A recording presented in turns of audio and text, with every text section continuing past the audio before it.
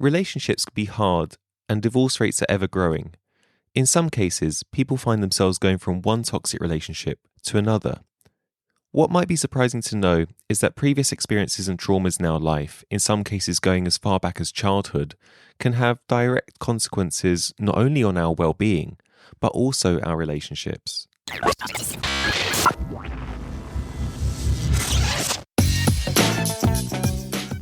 Hello and welcome to A Doctor's View, a podcast looking at everyday health topics and life through a doctor's eyes.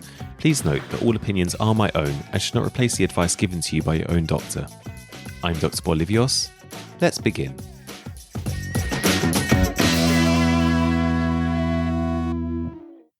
Joining me today is Riana Milne. Riana is a certified global life, dating and relationships coach for singles and couples, and a certified clinical trauma and addictions professional. She's a #1 best-selling author and licensed mental health counsellor for over 20 years also. As well as exploring the unconscious influences that past childhood, dating and relationship traumas have on people's lives today, Riana also specialises in helping women and men get through the impact of past childhood, dating or relationship traumas and difficult transitions that lead them to an overall life transformation and a successful love relationship in the future. Riana Milne, thank you so much for joining us today. Sure. So glad to be here, Dr. Paul. Thanks for inviting me. Pleasure. And I know you specialize a lot in, and I've explained to the audience how you specialize a lot in relationships and traumas and the past experiences that manifest into problems later on in life when it comes to relationships. And I was wondering if you could tell us a little bit more about your work as a the love and relationship coach that is your business and how you came into it. Sure, of course. Well, in year 2000, I got a triple master's in applied clinical and counseling psychology and went into private practice, therapy by the sea in New Jersey, and was there 14 years and enjoyed my practice. But also I did other work. I worked in the school system with students, kindergarten all the way through college. I worked in a hospital care system called Atlantic Care in the adolescent and child mental health unit. And also worked in drug and alcohol rehab centers. I'm an LCADC here in our country, as well as LMHS and SAC, and certified clinical trauma professional came a little bit later. So just doing all that work in those different capacities really got me to see what trauma does to kids and adolescents, right, at every level, from very young to teenagers. And most of them came from traumatic home dynamics. And then I had my own traumatic relationship and with someone I loved deeply. It was going amazingly. Everyone thought we were the happiest couple around, and I certainly thought we were.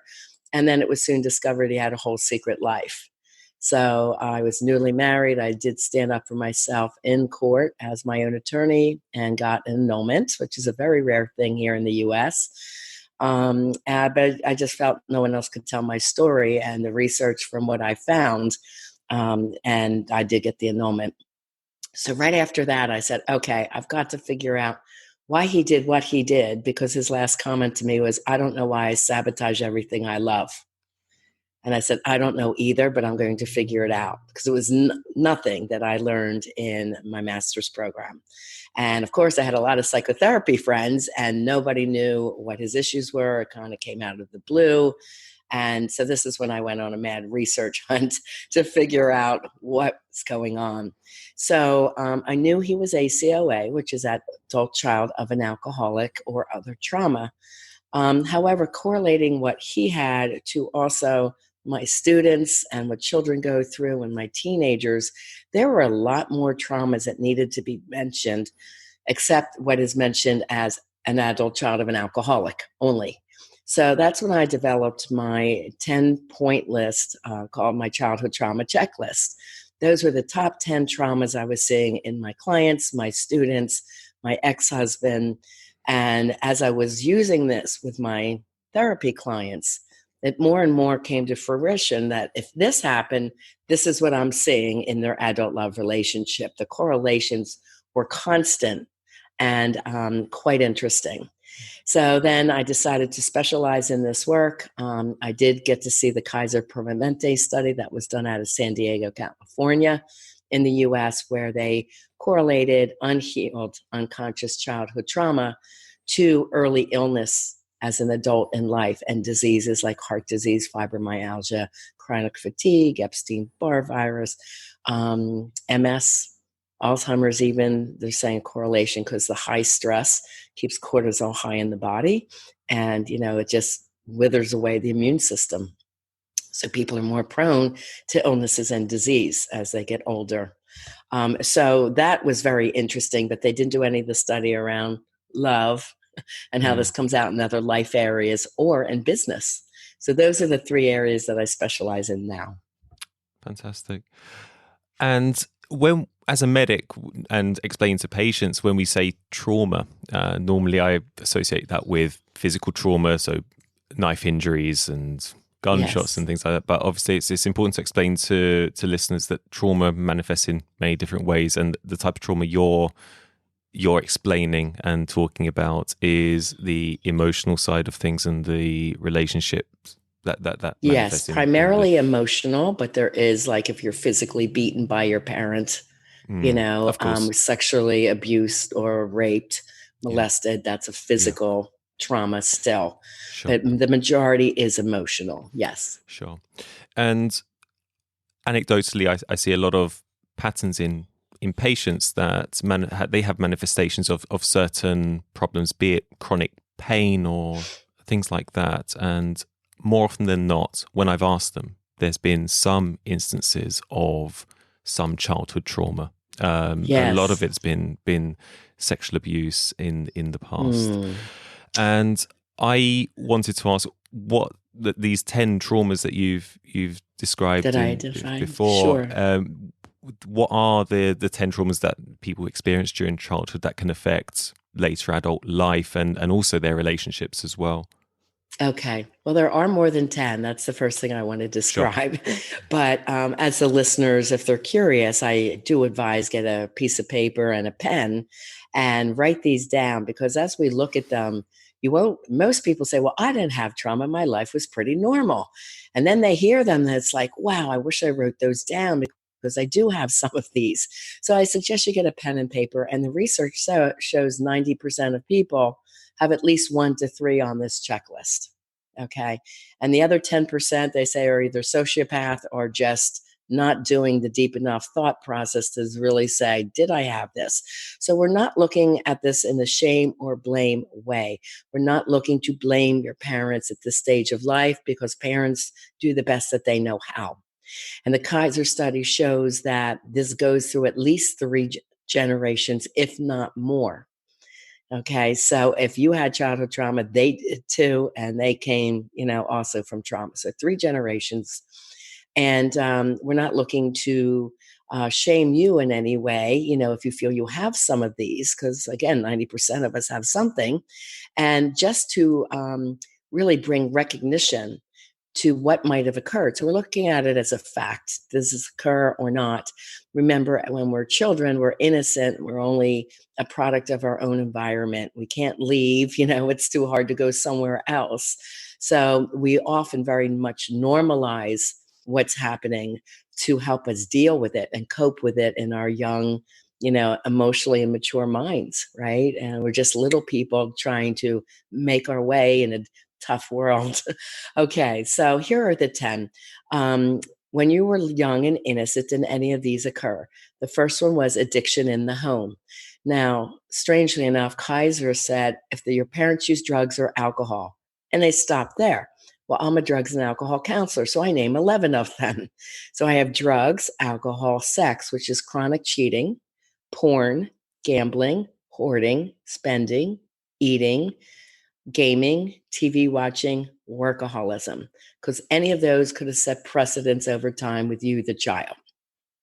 Okay, second one is verbal abuse. Now, they mentioned if mom or dad fights with each other. Being that I worked with so many kids, this is what I identify as verbal abuse. Being yelled at, put down, hearing things like you'll amount to nothing, you're up to no good, your opinion doesn't matter, or never hearing I love you, I'm proud of you. Great job, hon. I knew you could do it. Those verbal accolades that give you confidence. So that's verbal abuse there. The third one is emotional abuse or neglect, and we pretty much know what that falls in the category of. But it's funny, one of the studies even said that if you were like a single mother working 9 to 5 and your child came home from school alone, those 2 hours, they were in high anxiety. They were left alone. Now is the days you have cameras that can talk to the child when they walk in the door. We didn't have that in the baby boomer generation, right? So if you felt alone at that time, even though we were supporting our kids. The next one's physical abuse, any kind of beatings, rape, or molestation, and those could have happened inside or outside of the home. Next one I called is abandonment. And Kaiser did not even have this on the original study. And I saw so many kids with abandonment issues. So the first one is no fault abandonment. That's if a parent happened to die early, if they went off to war and the child's always afraid, are they coming home? Or like my father, he traveled a lot for business. And that's how we supported the family. But we never knew where he was. But we found out he was FBI and CIA. Okay. So the family couldn't Okay. know, Sure. right? So I remember asking, when's daddy coming home? My mom said, well, I don't know. Who knows where he is? And I thought that was very uncomfortable.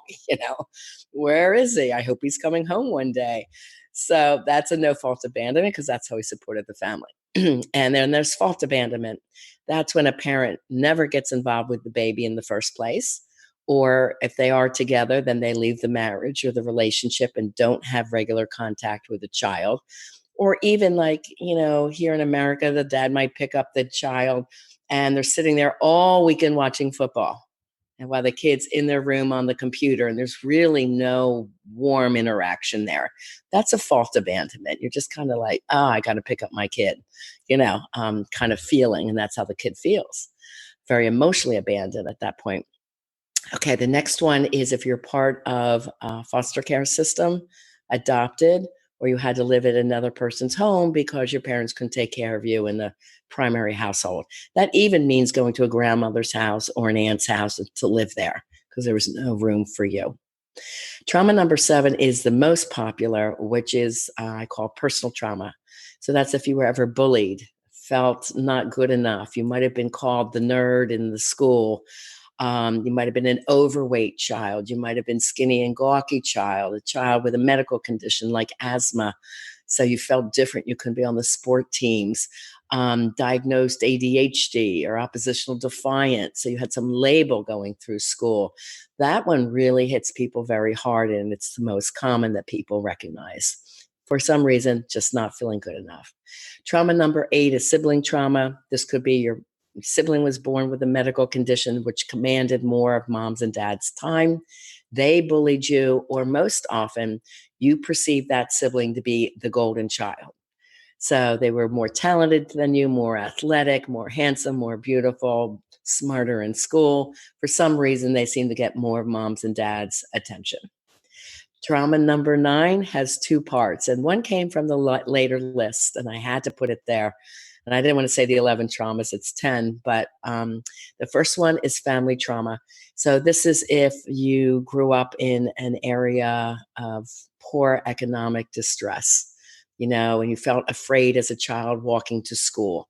So there was poverty or just a feeling of lack, always a fights around money. We don't have enough. We don't have enough for food or heat, those kind of discussions. In the US here, our military families move every 2 to 4 years, making that child the new kid in school all the time. That's traumatic. We had a mortgage crisis 2008. So if you just lost your home, they come and padlocked it. That's a family crisis. Or if one of your parents was incarcerated. Now, the other one that I moved up was community trauma. When I was a kid, you rarely heard about these things: mass community shootings, school shootings, where we'd lose a lot of people and the whole community is devastated and afraid.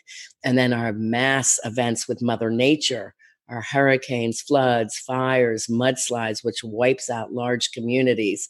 This, of course, devastates adults, but can you imagine little children going through things like this? Okay. And then the last one is a mental health issue in mom or dad. two of the most difficult to navigate for children is bipolar and borderline. And just a quick description for the listeners: borderline I describe as fast temper, moodiness. When they're good, they're great. When they're bad, they're horrid, and you never know what you're going to get. Very unstable moods. And then bipolar's manic depressive, and depression can show up as anger, extreme fatigue, or emotionally just checking out.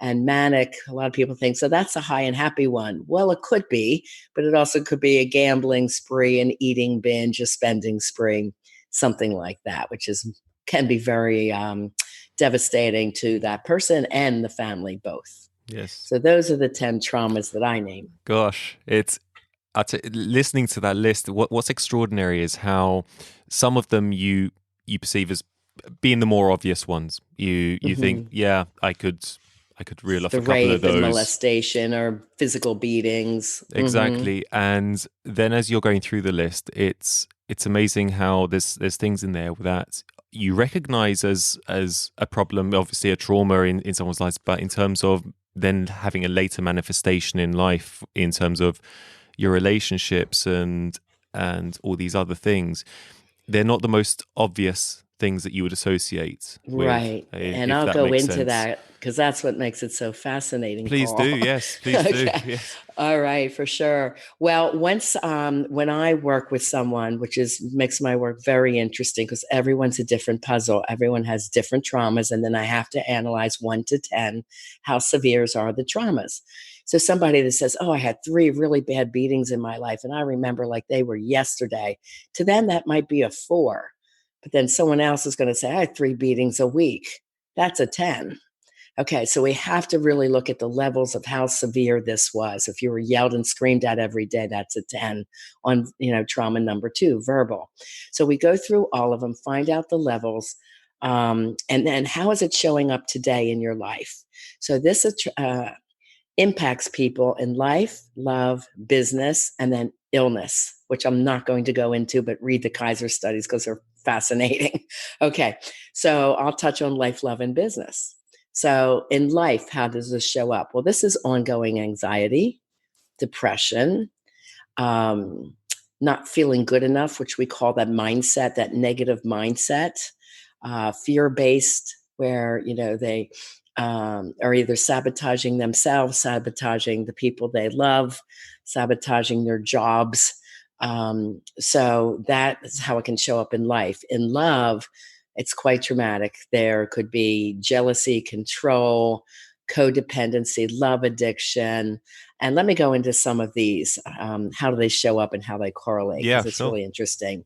So let's start with people pleasing. This one comes up a lot for women. This could be a woman that had an alcoholic mother, very difficult, hungover in the morning. And just to get away from this screaming and yelling, she would get her siblings up, get them dressed, get them breakfast, lunches made to the bus stop. So it would be a calm morning for her and the siblings. And she might get a thank you from the mom, and that's the way she learned to survive. So that people pleasing became equal to love. That's how she got love. That's how she gave love. So I'll see a woman come in with her husband years later with this situation and say, I do everything for my husband and my kids. They do nothing for me. Nobody loves me like I love them. And she doesn't see the overdoing. They have nothing to do because she's done it all. But she's resentful, burnout, and feels unappreciated. So that's how people pleasing could come up. Let's talk about the charming, manipulative man that may be out there hurting women, like the sociopath. Okay, as well, of course, the levels are very high, 9 or 10 on a lot of the traumas. But this one might have gotten beaten at home, yelled at home. So he would find love in his teacher. Let's say a female teacher, he became the teacher's pet. He'd be charming to her and help her out and manipulative. So if he was getting a D, he might talk her into a B or a C because he was so helpful and cute and charming. And this is where that charm and manipulation became an everyday way of being, which we called normalizing the situation. So then, as an adult male, he would charm and manipulate the females that he wanted. And a sociopath would use someone for pleasure or profit. So at first they look like the ideal boyfriend, like they'll do everything for you, we're what we call love bombing. They give you lots of texts and maybe gifts early on and want to treat you very special, which is lovely. But then, is there an ulterior motive?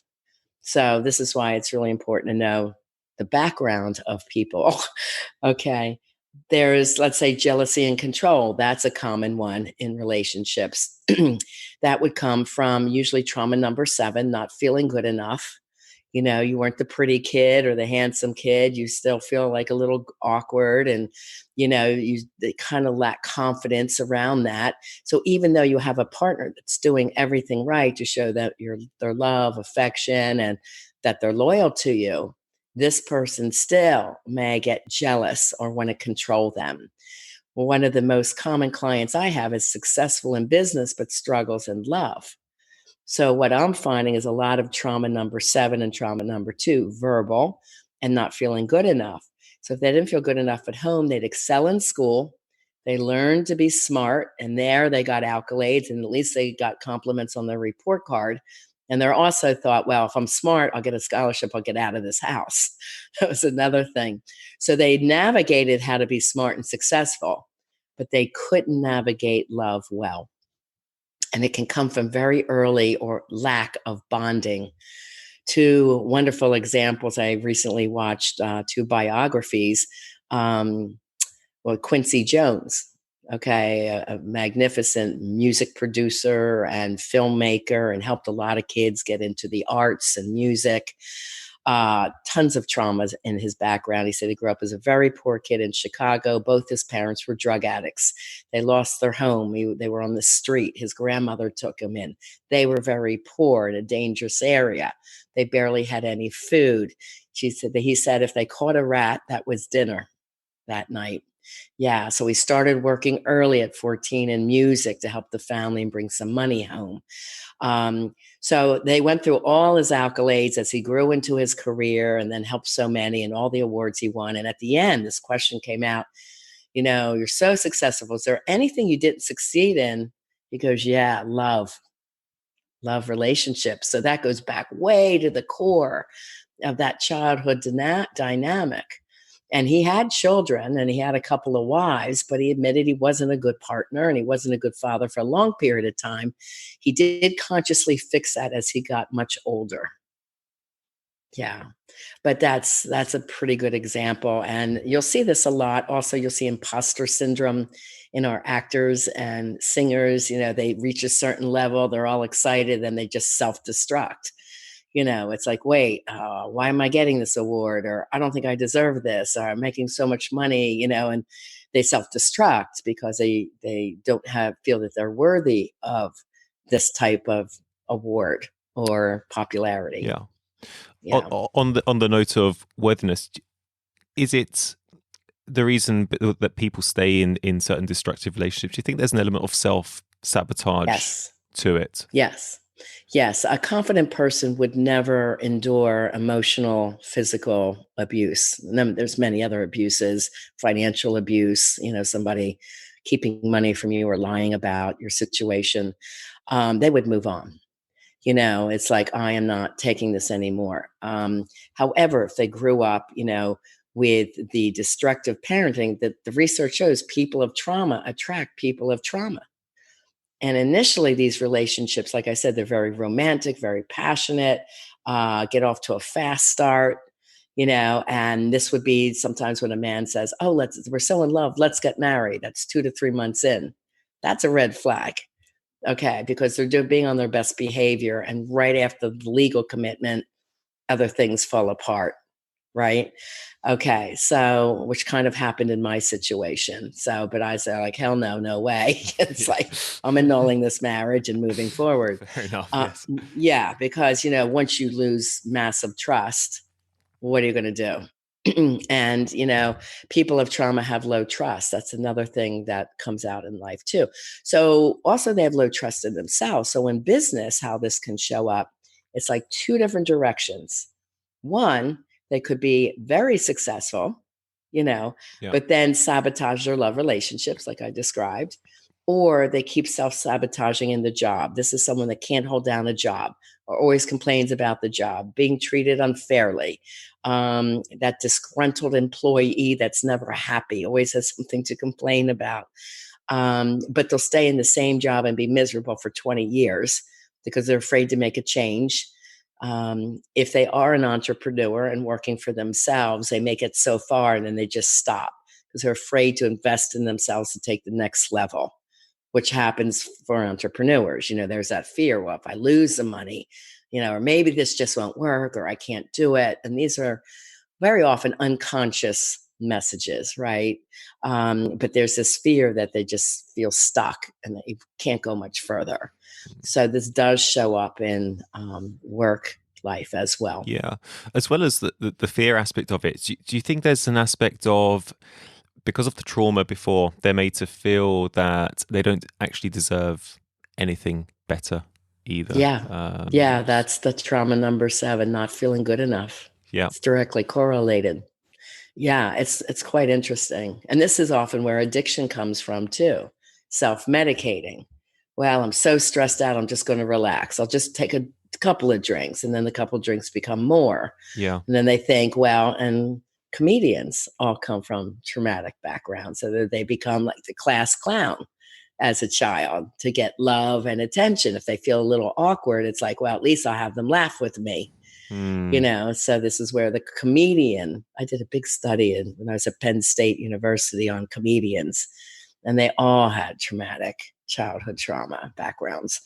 So it's just very interesting to see how this dynamic. So, some of my ladies are, well, I want a guy with a great sense of humor. I said, well, watch out, because initially humor could come to you as sarcasm, and sarcasm hurts.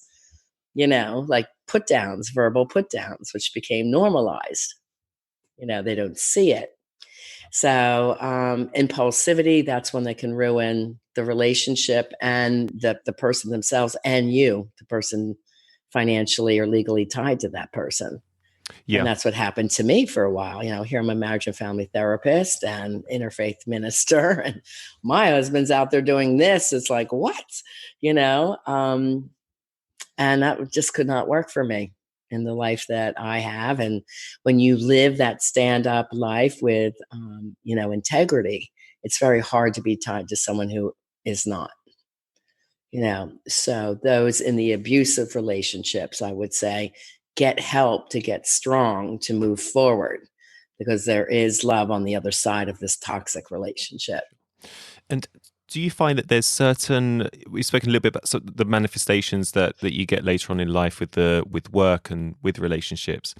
Is there a correlation between, say, number 1 becomes this type of person, someone who had trauma, number 5 becomes this type of person? And with the people that you see, do you notice a certain pattern appear? And is that something you can go a little bit into, or is it a little bit I'll more give some complicated than that? examples. Sure. Yeah. So someone that's had abandonment issues, right? They'll tend to hold on too tight to their partner, which causes codependent relationships. So if they had that infrequent, if it's a girl, infrequent father, not around much, they might hold too long, too tight, or they may have love addiction. They know consciously this person's bad from them. They'll break up, but then they miss them because of that abandonment feeling that they want them back. Yes. So they have them back again. And the studies show in codependency, it's like 7 breakups before you're finally say, okay, I'm done. But that constant pull, so that codependency, love addiction piece is coming from abandonment. Verbal abuse, when you were yelled at or there's a lot of yelling going on in your house, if you saw as a child you handle your problems by yelling and screaming about them, then you usually take that into your adult relationships. And I always say there's no reason to yell at your partner unless they're in harm's way. Like, watch out. That's the only thing. Otherwise you should be working as a team, and you should have loving communication, what's best for the team, and figure it out. So that's verbal. And then that, around business is usually around trauma number 7. How worthy do you feel to get success? And again, the workaholism comes from trauma number 7, Mm-hmm. which could ruin their love relationships too.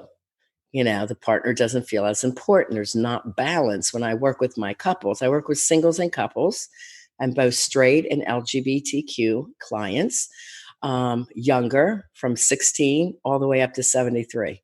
So yeah, this has no prejudice, which is Yeah, yeah, of quite course. interesting. It Yeah. affects everyone, right? So, if I'm working with young people, a lot of times they don't know why they're angry. They just know they're angry. So I have to really dig deep into what's going on in the family dynamic. And when they're stuck in anger, they just can't see, their way to go. So there's a lot of life transition coaching I do, like high school to college, and then college, trying to get out in the workforce and they can't find a job or they can't figure it out. Mm. I do that and then work with singles and with couples. So with couples, I have to do the childhood trauma breakdown on each one, finding out what their traumas are and how this keeps showing up in their love relationship. It's usually a cycle, reoccurring all the time, the same type of arguments and the same way of arguing. So it becomes very toxic. And then once I find that out, I explain to each partner. And now they're listening and understanding that your partner might be mad at something and it's not about you, but it's that partner's responsibility to say, wow, I was yelling and this is not about you and I'm sorry. And then the other ones knows the childhood trauma and say, yeah, maybe you were triggered by your boss yelling at you today. So now there's a whole new understanding about what's going on in each other when it comes up, that you're listening more as a friend with an empathetic ear. You're not taking it so personal.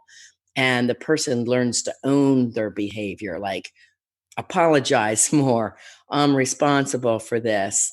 You didn't do anything. And that just kind of like just eases the stress in the room. So the whole new communication style. And then for my singles, they have to heal from the toxic love that they've come from or experienced.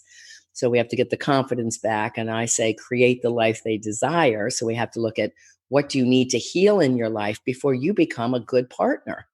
Like, you can't be struggling in debt and say, well, I want a man to save me. No, you have to get yourself out of debt, get your life together, be a good partner. Now you go out and date with confidence, knowing like you're amazing, you're a great package, and you're going to be choosing that guy that's equally got their life together. Now you've got a good relationship because you're what we call consciously dating. And then I go over the top 24 questions they should be asking on their date. And because everyone might have a little something, is it healed or not? Sure. And when you ask the questions, it's really easy to tell. It's very interesting. I just going into especially with the couples side of things, when you're having same arguments, and I'm sure there's people all over the country that can relate to this to some extent. I Mm-hmm. see it with friends and people in the past. So, you see they're bickering about this same thing again, and Right. it's never been it never crossed my mind that something deeper on a personal level could be affecting that. One just assumes these are two people that don't get on. They need to break up or they need to go their separate ways. But from what you're Yeah. saying, there could actually be something more underlying to this. So in that Well, the sense, problem is too, if they leave that one relationship and don't fix the core issues that started from zero, and they even say anxiety happens in utero, from birth to age 11. If those things are not cleaned up, and I usually like to say even longer, 17 years old, what's happening. Your first love experience could have been very traumatic, you know. So, I mean, they say the core developmental time 0 to 11, but I do like to include the teen years, because there's a lot of hard things that can happen to young people then too. do you ever come sorry, this is still within topic, but It's more okay. more out of curiosity as well. Do you ever come across couples that don't argue at all? And that sounds like an odd thing to ask, but it's just in terms of appeasing one another, almost for the sake of Well, motion. They usually don't come to my office when they're not Sure. fighting, you know. But unhappy, as it were. Yeah, well, that those are people that are probably keeping their feelings inside. They're afraid to bring it up. And it's really important that you do bring it up because it just withers away at the passion and the fun of the relationship. So if there is an issue, you need to learn to negotiate through the issues. And there will always be issues come up because you're two different people, two different opinions in on things in life, and that's perfectly okay. You don't have to convince your person, to vote for a certain person, or you must eat meat or not eat meat. And it's like, no, be yourself. And, let me respect that, your choices, and be my best friend and also be my love, So it's like a mutual respect. And they have to often learn that way of communicating because it wasn't modeled to most of us. And Yeah. thank you for going so much into detail with all of this. And I wanted to ask, you've talked about some of the different techniques that or things that you try and extract from couples or from people coming into your office with these traumas, and how you go about fixing or helping them heal and overcome these problems. What Yeah. happens if it's buried under the carpet? They don't come to someone like yourself and they don't explore this further, and things keep going. What do you see the end result Yeah, it being? just gets more and more toxic. We psychotherapists know if a couple's coming in to see us, very often one of them's already out the door and they're just using therapy to say to the kids, see, we went to a counselor and it didn't work. This would be when one person's having an affair on the other. And they might say, yeah, I've stopped talking to her. I really didn't, and you could just see they're emotionally checked out. That kind of couple just, I don't know what they're waiting for. Move on in a nice and loving way, be a good example to your children, still be good parents. When you're together for a family function, be good parents. So the kids aren't distressed, and then move on and find love in your life. But again, if you're not fixing the core issues, you're just taking those with you into your new relationship. So you really want to get down to the core issues of what you're doing. What are you responsible for? And understanding those. You have a long list of resources available on your website, and also from all your social media. Can you just go into a little bit about that and just explain to people how they can find you or how they can find your Yes. resources too? Yes. Well, my main website is rianamilne.com. And there you can take the free love test. Now, there is the childhood trauma checklist there and the ACOA checklist there, which will go even deeper to tell me, where some of the past issues are. Then there's a test for singles and one for couples. Hmm. So you really could take 3 tests and really get a good indication of where you are. There's also free book chapter downloads of my best-selling books, Love Hmm. Beyond Your Dreams, Break Free of Toxic Relationships to Have the Love You Deserve, and Live Beyond Your Dreams, From Fear and Doubt to Personal Power, Purpose, and Success, which is all about the mindset for success, is what I use to help heal my clients from their past trauma. Also, I have a free ebook. It's at havethelove-you-deserve.com, havethelove-you-deserve.com, and that goes deeper into the childhood trauma issue. And all my events are posted on Coach Riana Milne and Facebook. That's my fan page. So this will be listed there as well, Paul. So all my events, my summits where I, speak on, you can find them at Coach Riana Milne, and just like the page and you'll automatically get the announcements. Of course, I'm on LinkedIn, Twitter, Instagram under Riana Milne as well. Lovely, and I'll put links to all those things that you've described. As I'll put them in the podcast description, so anyone listening, please Thank do you. click on those. And it's a wealth of information. And your book will cover pretty much everything we've said today, but so much more. Am I correct in saying that? Yes, yes. And, if anyone wants to meet with me and dive deep into those assessments, you can arrange that at my website, rianamilne.com as well. And if you love videos for learning, I've got probably 180 on my YouTube channel. Forgot to mention I'll that link your one. channel to that Okay. too. So Lots of resources, lots lots of of resources. freebies. And my podcast, Lessons in Life and Love. I go into a lot of these topics, and then I have an app, Lessons in Life and Love, on the go. So plenty of places to find me. Rihanna, thank you so much for joining us today. I really did enjoy that chat, and actually, it was very enlightening for me. So, and I'm Thank sure you. everyone listening at home too. So, thank you so much. Thank you, Paul. I just want to encourage everyone. Now's the time. Create that life you desire and have the love you deserve. Lovely final words there. Thank you. If any listeners are concerned about any of the issues discussed today, or are indeed able to relate to some of them and want to seek further advice, I do urge you to visit Rihanna's website, and I have put links to all those useful resources that were described earlier into the podcast description. That's it for this week's show, and thank you very much for joining me. If you do have any topics that you'd like me to discuss, please do email me at adoctorsview@gmail.com, and please do visit my website. You can leave a comment for me there, and I will get back to you. As always, please look after yourselves, and I'll join you again next time. I'm Dr. Bolivios. Goodbye.